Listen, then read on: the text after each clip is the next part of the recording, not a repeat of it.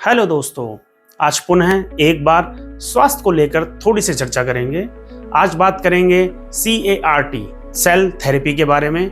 CAR-T cell therapy एक प्रकार की कैंसर इम्यूनोथेरेपी है जिसमें कैंसर से लड़ने के लिए रोगी की अपनी ही आनुवंशिक रूप से संशोधित T कोशिकाओं का उपयोग किया जाता है।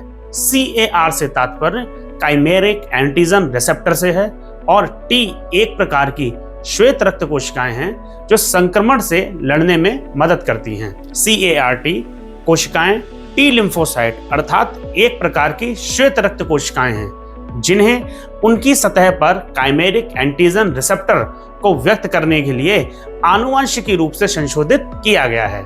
CAR-T थेरेपी इम्यूनोथेरेपी प्रतिरक्षा प्रणाली का उपयोग करती है, अर्थात ये बीमारी से लड़ने के लिए हमारे इम्यून सिस्टम का ही उपयोग करती है।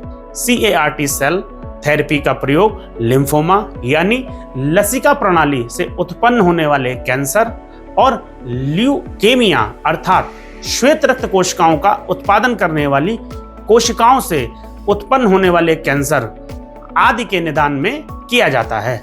इस थेरेपी में सबसे पहले मरीज के रक्त को निकालकर उस रक्त से T सेल को पृथक किया जाता है।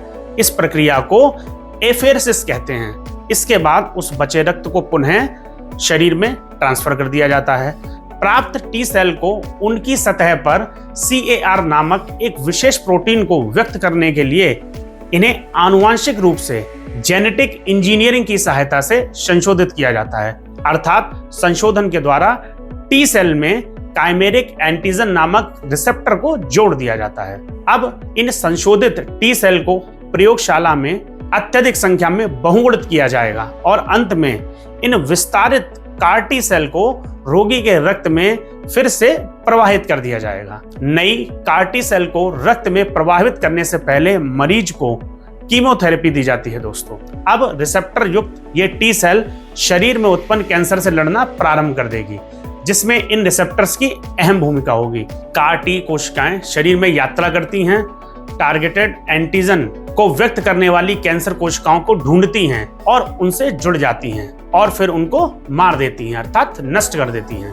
दोस्तों, CAR-T तकनीकी अभी और अधिक विकास के चरणों में है और ठोस ट्यूमर सहित अन्य प्रकार के कैंसर में इसके उपयोग का विस्तार करने तथा इनकी प्रभावशीलता और सुरक्षा में सुधार करने के लिए अभी भी अनुसंधान जारी है। धन्यवाद।